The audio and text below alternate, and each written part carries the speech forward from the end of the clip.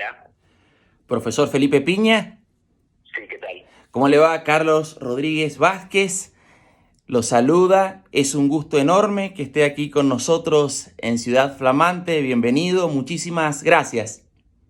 Igualmente, muchas gracias a ustedes.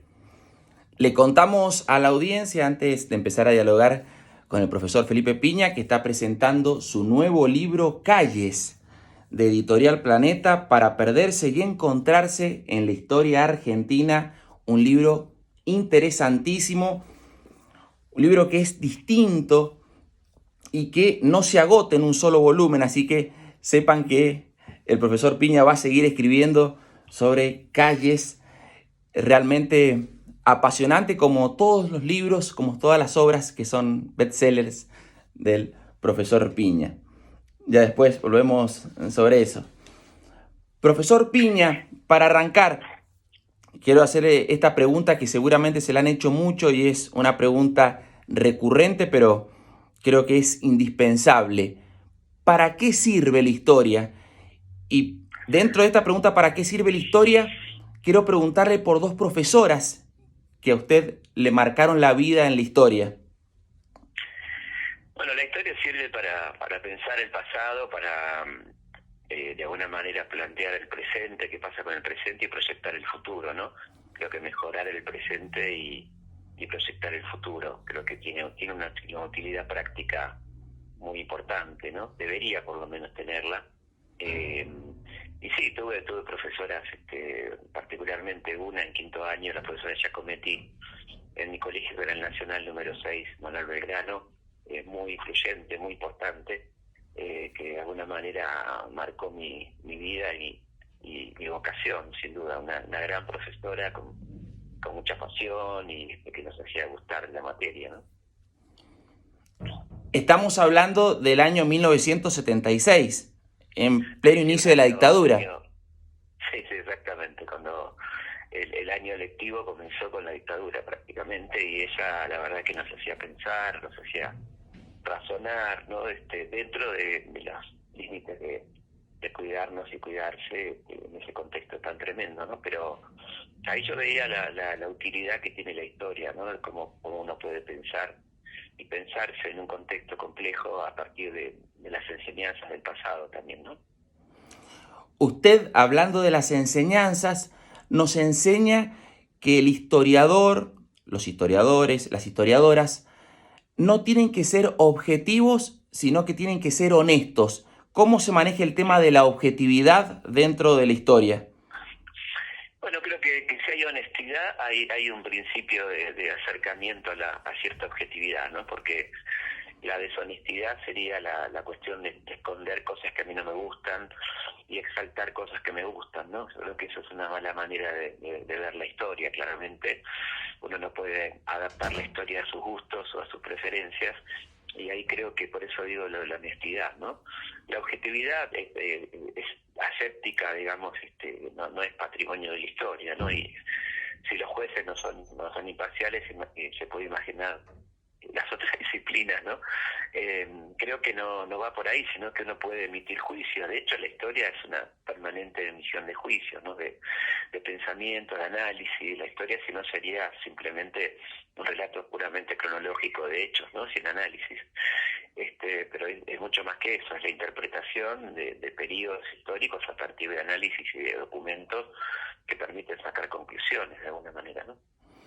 A mí me quedó algo muy grabado suyo, porque usted siempre, bueno, le contamos a la audiencia, abre el ciclo Verano Planeta en Mar del Plata Sí. y enseñó en esa oportunidad que aun cuando uno hiciera un libro, una obra basada solamente en documentos, el hecho de Ujú. seleccionar documentos ya Claro, estaría claro. subjetivando.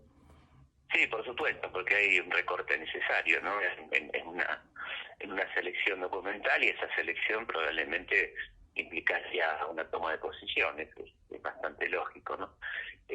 Así que aquellos que se defienden diciendo, no, este es un libro puramente documental, bueno, no es así exactamente, ¿no?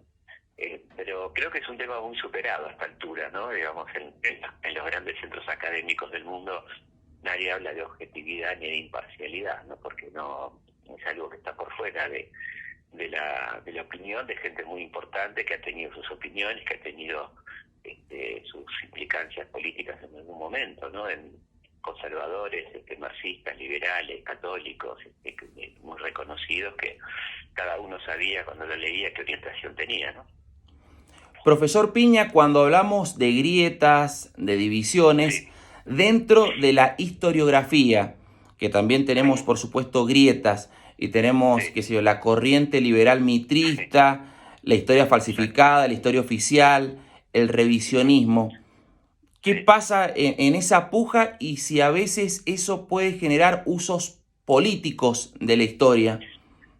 Sí, sí, lo que pasa es que es muy interesante la pregunta porque el primer uso político de la historia lo hizo el liberalismo, ¿no? Con la historia mitrista, como bien decía usted, que instaló una mirada de la historia muy particular, muy racista, muy misógina, muy contraria a los pueblos originarios, a ciertos personajes de la revolución en América Latina, ¿no? De la etapa de la independencia, y instaló esa historia como la verdadera, ¿no? Entonces todas las demás quedaban en offside, quedaban pues como cuestionadas porque no se correspondían con esa verdad que era la que se enseñaba en la escuela, la que se enseñaba en la facultad, y por lo tanto a las historias que aparecían por fuera de esa parecían como esas historias, la falsificación, cuando en realidad la primera falsificación fue aquella, ¿no?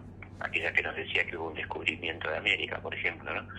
Que es un término hoy en día nadie lo usa, ¿no? Académicamente, porque suponer que porque una persona de origen europeo vio algo que antes un europeo no ha visto, eso se llama descubrimiento, es un grado de soberbia extraordinario. Yo siempre pongo el ejemplo de Balboa, ¿no? Balboa descubrió el Océano Pacífico, no será mucho, digo, Sí. y todos los habitantes originarios que vivían ahí no habían advertido la presencia de ese mar que seguramente llamaban de otra manera, ¿no? O Álvar Núñez Cabeza de Vaca descubrió las cataratas del Iguazú, bueno, había ahí miles de guaraníes que ya la conocían, ¿no? Entonces ahí lo que tenemos es que las cosas existen o cobran existencia a partir de la mirada europea, ¿no? Con todo lo que eso implica. Usted también hace referencia a la campaña del desierto, la conquista del desierto de Julio Argentino Roca. Cómo Sí, conquistar el desierto, donde habían pueblos originarios que estaban ahí, en todo caso sería ocuparlo. claro, ahí hay una saga, ¿no? Porque la campaña tuvo diferentes momentos. El momento de Martín Rodríguez, tuvo el momento de Rosas, que fue un momento también bastante sanguinario, con pactos, pero también con muchos muertos en la campaña de Rosas al desierto, la campaña de Alsina, que fue también muy letal, y la campaña de Roca, que fue definitiva, donde hubo más prisioneros que muertos, ¿no? Una gran cantidad de prisioneros, casi 13.000 hombres, mujeres y niños, que fueron enviados a trabajar las familias separadas, ¿no? Algunos al norte, otros a la provincia de Buenos Aires, otros a Cuyo, digamos, depende, ¿no? Fue algo tremendo en ese sentido, ¿no? Porque hoy en día tenemos muy claro que no era la única alternativa. Había habido experiencias de convivencia muy interesantes, como por ejemplo la colonia galesa de Chubut, que tuvo un excelente vínculo con los aónicas, ¿no? También llamados tehuelches, donde hubo ahí una perfecta convivencia hasta el momento del inicio de la llamada campaña al desierto, por ejemplo, ¿no? Profesor Piña, y cuando hablamos de la República Argentina, y usted nos dice, bueno, el pasado nos sirve para entender el presente, Sí, y tratamos, pues eso que usted recién mencionaba, tratar de distorsionar un poco la historia y ver en el pasado como un paraíso, como una especie de jardín del Edén. En el exacto. caso que tanto se repite, esto tan remanido, nosotros éramos el granero del mundo y tenemos que volver a ser el granero del mundo. ¿Qué implicaba ser el granero del mundo? Yo creo que ahí hay que ser hay que ir despacio, ¿no? Porque los eslogans son siempre malísimos y claramente simplificadores, ¿no?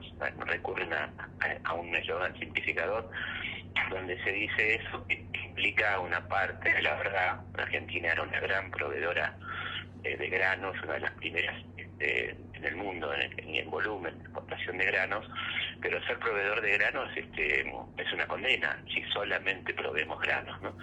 Porque Estados Unidos también era un proveedor de granos, pero a la vez era un gran fabricante de productos elaborados con esos granos. En Estados Unidos el campo promovió la industria, ¿no? En Argentina no ocurrió eso, ¿no? Hubo una absurda antinomia que todavía continúa increíblemente entre campo e industria, como si fueran elementos antagónicos, ¿no? En Estados Unidos se entendió claramente desde el principio, también por la distribución de la tierra, ¿no? Que fue muy diferente que en Argentina. La tierra del equivalente a nuestra campaña al desierto, que fue la conquista del oeste, se distribuyó en familias en propiedades de no más de 30 hectáreas, ¿no?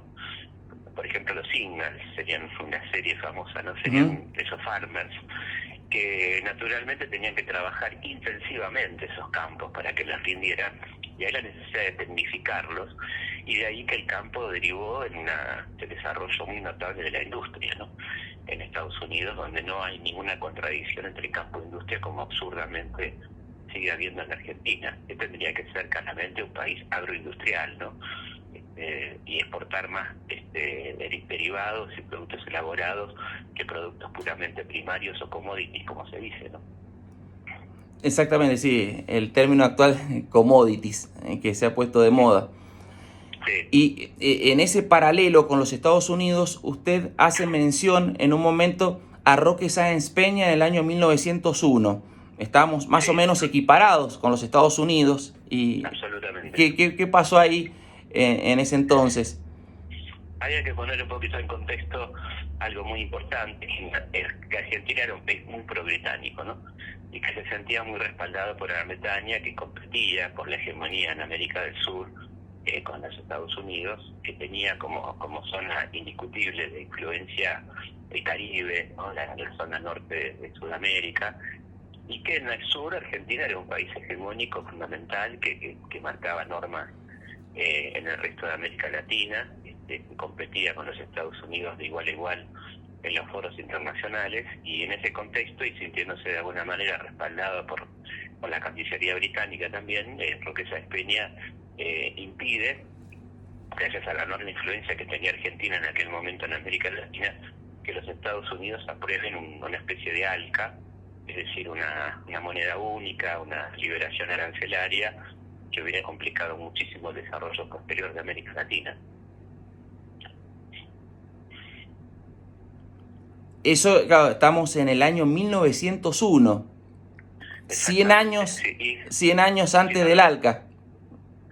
Sí, claro, mucho antes del ALCA, que planteaba exactamente lo mismo, ¿no? El dólar como moneda única de América Latina, levantar las barreras arancelarias, bueno, todo lo que le conviene a Estados Unidos y no le conviene a América Latina, desde ya, ¿no? Sería la ruina para las industrias locales, y competir con una industria tan poderosa como la de los Estados Unidos, por ejemplo, ¿no? Otro eslogan en eso que usted menciona muy bien, que esas frases hechas o a lo mejor frases que quedan de campaña, más marketineras, es esto, la culpa actual es de 70 años de peronismo, cuando bueno, ya estamos casi para 80, y antes del peronismo tampoco, porque si nos vamos a la década infame y bueno, y para atrás, ¿qué es lo que ocurría en la Argentina? Es muy poco serio que un sector político, digamos, no haga ninguna autocrítica, ¿no? Porque este sector político que expresa esto en realidad es muy viejo en Argentina, es el viejo unitarismo, el viejo liberalismo, y con los conservadores del 30 son lo mismo, ¿no? Se reconocen en ese tronco histórico, y por lo tanto no reconocer ningún error, no asumir ninguna, y solamente atribuirlo al peronismo, que obviamente es un error histórico, pero a sabiendas de quien lo dice, porque saben perfectamente que en esos 70 años el peronismo gobernó muy poco, ¿no? Fueron mucho más las experiencias de golpe de Estado, de gobiernos de otro signo que peronistas, y sin embargo se dice así, apelando a la ignorancia general, 70 años de peronismo, ¿no? Lo cual no se corresponde en absoluto con la realidad, ¿no? No para no asumir, o digamos, históricamente que el peronismo ha cometido muchísimos errores, sino echarle la culpa de todo a un movimiento histórico que no ejerció el poder en la proporción que se plantea, es una mentira histórica falaz, ¿no? Y pasando por arriba, que en esos 70 años tuvimos decenas de ministros liberales, neoliberales, golpes militares, terrorismo de Estado, etcétera, que ellos obviamente omiten intencionadamente, ¿no? Usted, profesor Piña, y ya para ir finalizando, recomienda leer lo que no nos gusta. Siempre dice eso, hay que leer lo que Sí, no nos gusta. sí, también leer lo que nos gusta, porque por supuesto no somos masoquistas, pero también leer lo que no nos gusta en el sentido de quizá autores que uno no concuerda del todo, pero que pueden aportar cosas interesantes. Si no nos vamos encerrando un poco, ¿no? Nos vamos volviendo muy esquemáticos y encerrados en una sola mirada. En el caso de la historia no es para nada aconsejable, digo yo, ¿no? Y terminamos encarcelados en lo que hoy se llama la posverdad. Exactamente. Y sobre todo en esta soberbia, que también las redes tienen mucho que ver en esto, ¿no? La idea de que yo tengo razón y que no me importa si mis razones están documentadas o basadas en algo, sino que lo que yo quiero y ya está, ¿no? La razón del otro no, ni siquiera la escucho, que es un peligro, ¿no? Porque de ahí al autoritarismo hay un paso muy cerca, ¿no? Algo muy cercano. Entonces yo creo que eso es inaceptable, que una persona crea que puede decir cualquier cosa sin argumentar con fundamento, que es lo que está pasando últimamente, no solamente en Argentina, ¿no? Sino en el mundo. En el mundo, sí, es preocupante. Bueno, el asalto al Capitolio después de Trump fue algo Claro, terrible. claro, quién iba a pensar que eso era posible, ¿no? Un intento de golpe de Estado en los Estados Unidos nunca lo soñamos. Creo que ni Woody Allen, que había hecho en Bananas una cosa así, se le ocurrió semejante cosa, ¿no? Si estamos en un momento de riesgo para las democracias tal cual las conocemos, y de auge muy fuerte del autoritarismo y de la sin razón, ¿no? Digamos que la irracionalidad tiene premio, que el discurso más irracional y que apele a los sentidos sin ninguna justificación racional parece que tuviera premio en este momento, ¿no? Y de los libros, ahora que sí nos interesa y que son sumamente recomendables, el último suyo, Calles, para perderse y encontrarse en la historia argentina, brevemente, para que también el público lo compre, porque realmente lo volvemos a mostrar aquí a cámara, es sumamente recomendable, como todos los libros, como todas las obras del profesor Piña. Arranca con 1580, la segunda fundación de Buenos Aires, De Buenos Aires. Santa María de los Buenos Aires, así era la denominación. Sí, que en realidad es la única fundación, porque la primera no existió prácticamente, ¿no? Porque fue un fracaso rotundo. Esa fue la definitiva, la fundación verdadera de Buenos Aires en 1580, porque la fundación de Pedro de Mendoza fue un fracaso tal que fue desfundada Buenos Aires en 1541, ¿no? La primera fundación había ocurrido en 1536 y fue un fracaso rotundo porque las personas que vinieron en esa expedición, que fueron muchísimas, más de 1000, eran en su mayoría nobles que no tenían entre sus habilidades el trabajo o ganarse la subsistencia, y bueno, se encontraron de pronto con que los querandíes, que eran los habitantes originarios, los atendieron a cuerpo de rey durante 14 días, bueno, pero se cansaron, ¿no?, de llevarle delivery a esta gente, en son de que después de eso, y ahí comienza una guerra en la cual ellos terminan con la ciudad sitiada y se tienen que ir pasando un hambre tan escandaloso que se producen escenas de antropofagia, ¿no?, como bien recuerda Mujica Lainez en Misteriosa Buenos Aires. 1536 y en 1541 desapareció esa primera fundación. Sí, con un acta de desfundación, casi declarando a la zona maldita, ¿no?, como maldita, que nadie se le ocurra volver a ese lugar, ¿no? Que es lo que se encuentra Pedro de Mendoza, una especie de cápsula del tiempo cuando Juan de Garay cuando llega a 1580 y se encuentra con esa cápsula del tiempo, de alguna manera, de casi 50 años antes, donde había dejado Irala esa especie de carta, ¿no?, que no aconsejaba hacer ninguna fundación en ese lugar.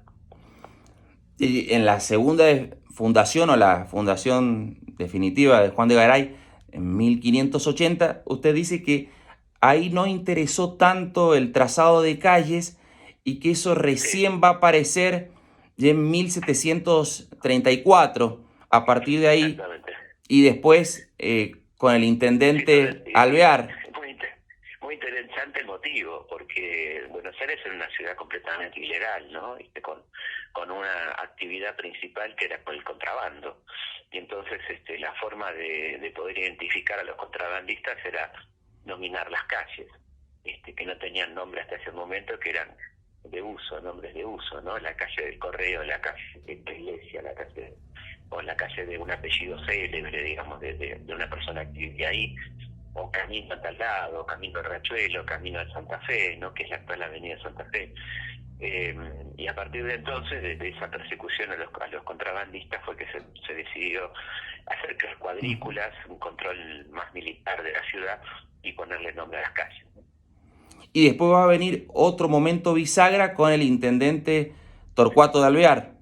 Exactamente, la creación de la comisión para nominar las calles en 1893, con gran parte del callejero actual parte de ahí, ¿no?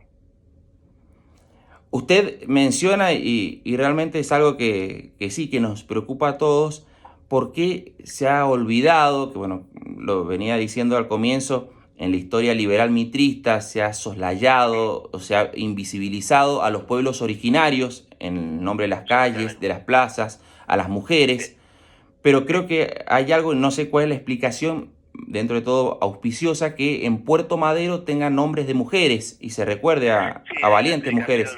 Hay una explicación y es muy interesante porque hay una mujer, una socióloga platense, Leticia Maronese, al enterarse que se estaba creando un barrio nuevo, ella estaba en la Junta Histórica Municipal y planteó la necesidad de que ese barrio tenga íntegramente nombre de mujeres, ¿no? Y por eso Puerto Madero tiene ese tan interesante recorrido, porque uno ve que hay allí gran parte de la historia argentina con mujeres como Macacha Güemes, Azucena Villaflor, Juana Manso, Aime Paineno, bueno, gente de distintas etnias, de distintos orígenes y de distintos momentos de la historia argentina.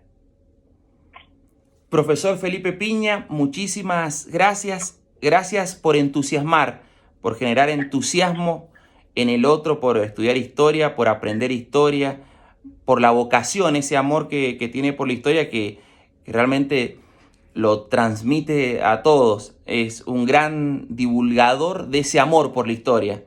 Así como en la filosofía es el amor por la sabiduría, acá es el amor por la historia.